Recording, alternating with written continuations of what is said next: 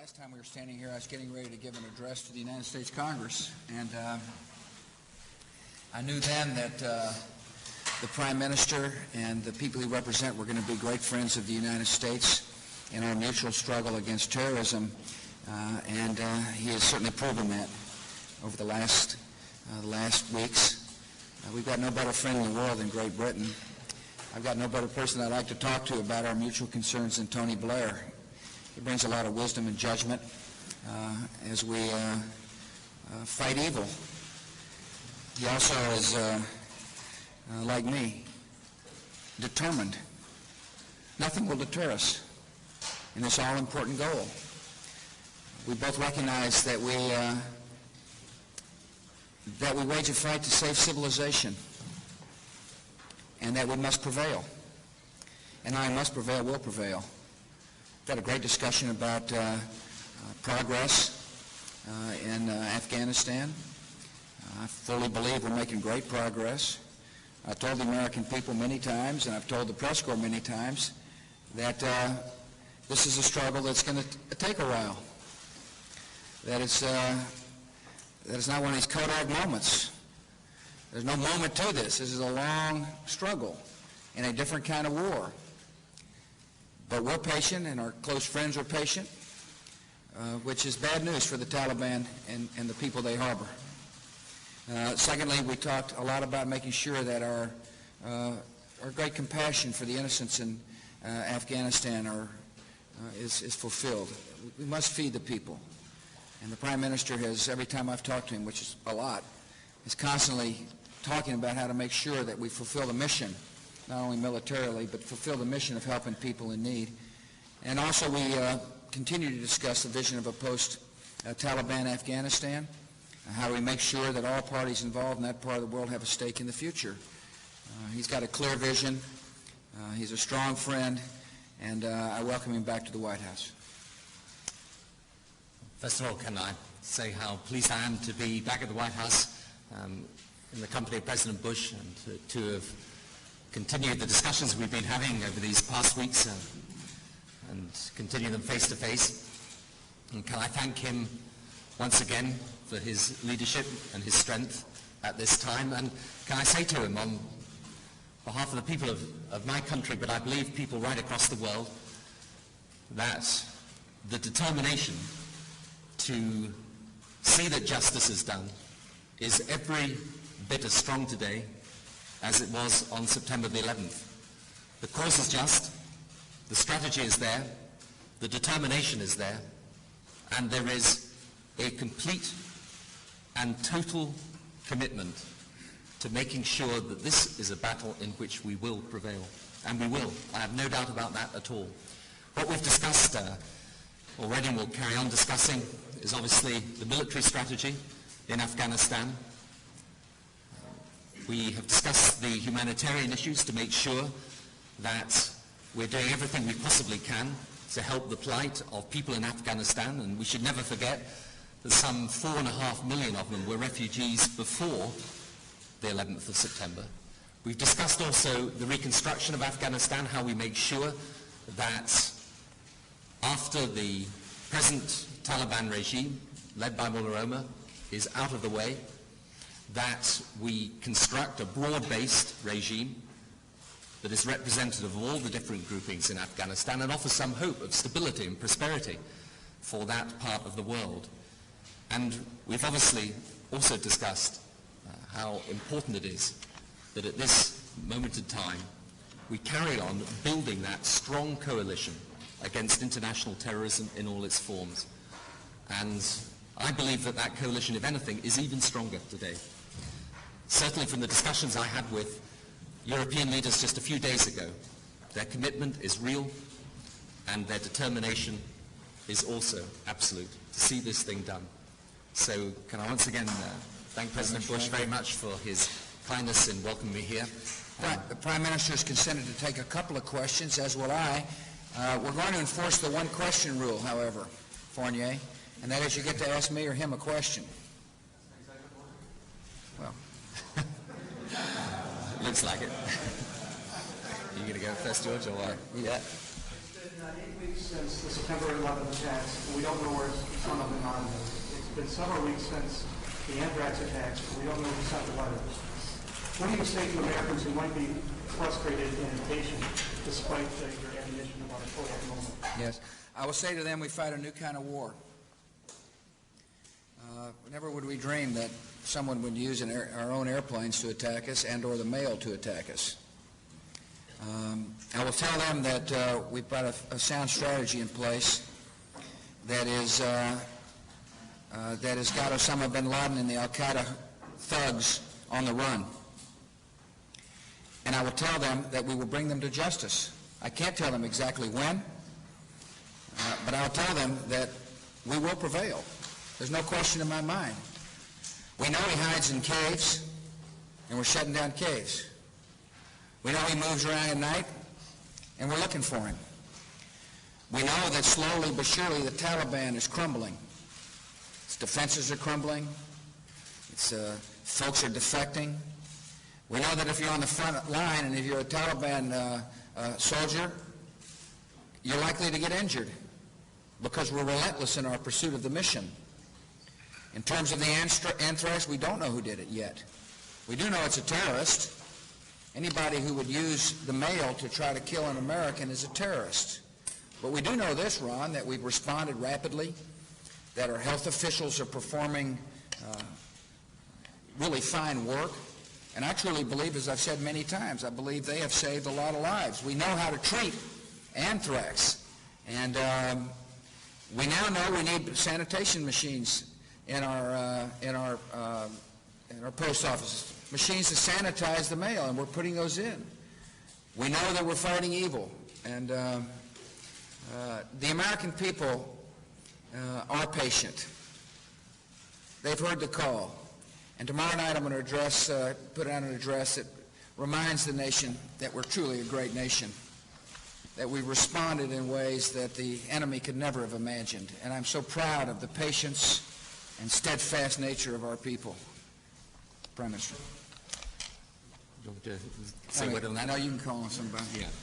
Adam. We're limited to one leader. Can I ask you whether you think you can win this struggle against terrorism without a settlement in the Middle East, a review of the rather striking note struck by both sides on the Prime Minister's tour of the Middle East last week? What do you think the United States can do to bring that resolution about? Of course we can win the war against Al-Qaeda. Without the Middle East settlement? Oh, I believe we can. I believe we're hunting them down as we speak. And we'll bring them to justice. But remember, the war is beyond just Afghanistan. There are over 60 Al-Qaeda organizations around the world, and today we struck a blow for freedom by cutting off their money, one of their money sources. And I'm absolutely convinced we can. Having said that, however, we're both working hard to try to bring peace to the Middle East. My Secretary of State, who is here, spends enormous amounts of time on the phone with both parties, urging for there to be calm so that we can get into the Mitchell process.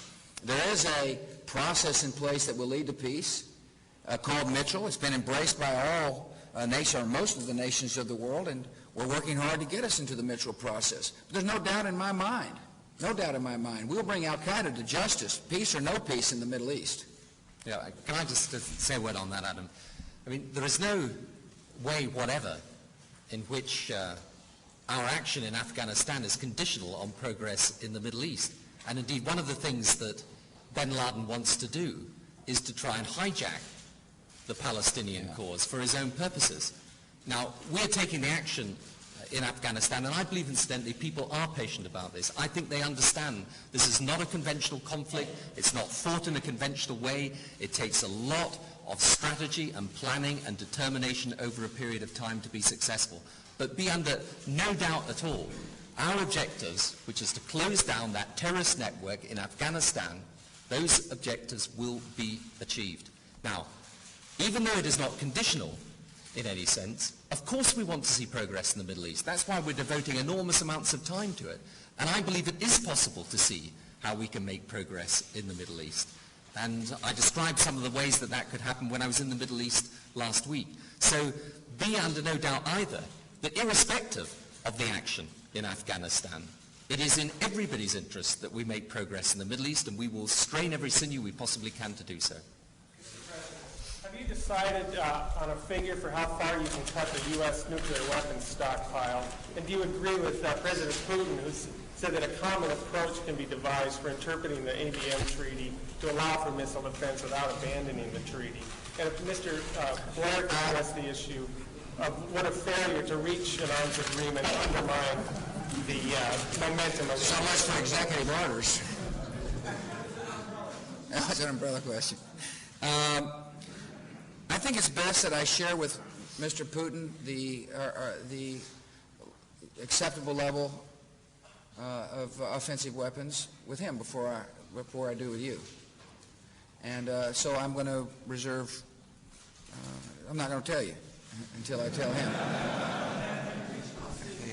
And I have reached a decision, and I've spent time thinking about the issue. I've told the American people that the United States will move to reduce our offensive weapons to a level commensurate with being able to keep the peace, and at the same time much lower levels than have been negotiated in previous arms control agreements. We don't need an arms control agreement to convince us to reduce our nuclear weapons down substantially, and I'm going to do it.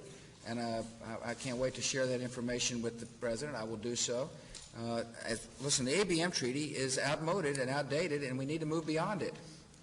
It's exactly what I've been telling the President ever since I've been meeting with him, and my position has not changed. And if he's got some interesting suggestions on how to make the ABM treaty not outdated and not outmoded, I'm more than willing to listen. But our nation and this terrorist war says to me more than ever that we need to develop defenses to protect ourselves against weapons of mass destruction that might fall in the hands of terrorist nations. If Afghanistan, or if the Taliban had a weapon that was able to deliver a weapon of mass destruction, we might be talking a little different tune about our progress against al-Qaeda than we are today. And so it's important for us to be able to develop defenses that work. And the ABM treaty prevents us from doing that. Mr. Prime Minister, I'd like to divert your attention a little bit away from military conflict to the economic side of things. And I'd like to ask you if you had a chance at all to ask the President if they would formally launch open skies agreements, and if not, if that means that the UK's position is now that the EU is going to be handling this matter. No, I mean, I don't doubt we will discuss these issues, but we haven't yet. We haven't had dinner yet. No, it doesn't mean that at all. Yep, Stephen. President, could I ask a question to your guest, but feel free to jump in if you so desire. Depends on what the question is. Well, sir, it's a multiple-part question for which I'm famous. But anyway. Prime Minister, as you know, the air war in Afghanistan is 1 month old today. Mm-hmm. There are many experts on both sides of the Atlantic who believe that the air war is limited in its ability to really inflict a decisive blow against the Taliban. Many say the only way you can defeat the Taliban is to put boots on the ground. One, do you agree? And two, are you willing to commit large numbers of British troops beyond the SAS and the Royal Marines into the effort to defeat the Taliban? Well, first of all, let me say something I often say to our own media when I'm asked a question about the precise nature of our military operations, and that is that I've learnt in these situations it's not a sensible thing to discuss in detail the types of military operation that you may undertake for very obvious reasons. But we are completely committed to seeing this thing through. I think people know that the strategy has to encompass more than airstrikes alone, although do not underestimate the enormous damage that is now being done to Taliban frontline troops, because that is where the air power is being concentrated. But of course, there are other operations that we will mount as well, and there are obviously the support and the assistance that we're giving to the Northern Alliance. There are the measures that we're taking of a political and diplomatic nature as well. And when you said a moment or two ago that the airstrikes was just, and the conflict was a month old, I think it's probably just as well to reflect upon that for a moment. It is simply a month old. And we have begun this action. We have taken it at a number of different levels. I think it is already having a huge impact. I mean, some of the information that I've seen, I think sometimes people don't always reflect on maybe enough when we state it to people. But literally, we have destroyed virtually all the terrorist training camps of al-Qaeda. We've destroyed an enormous amount of the military infrastructure of the Taliban. Their air power, insofar as it existed, is completely taken out. We therefore have a very, very strong situation from which to move forward. And I think what is different about this conflict is that every part of it has to come together. In other words, not just the military part, but also the support for those parties in opposition to the Taliban, and the political and diplomatic aspects that help build a strong coalition that can secure the objectives we want to see. And I have absolutely no doubt at all that we will achieve the objectives that we want. And those objectives are very simple. Sometimes people say to me, well, clarify the military objectives. There's no difficulty about doing that at all. It's al-Qaeda and the terrorist network shut down. It's the Taliban regime out. It's a new regime in that is broad-based, and it's a decent future for the people of Afghanistan based on some stability and progress, not based on a regime that oppresses its people, treats its people appallingly, is a threat to regional stability, and basically thrives on the drugs trade. Now, I think those are pretty clear objectives, and I have absolutely no doubt at all that we will achieve them in full, and we will not let up until we do. Thank you all. Thank you.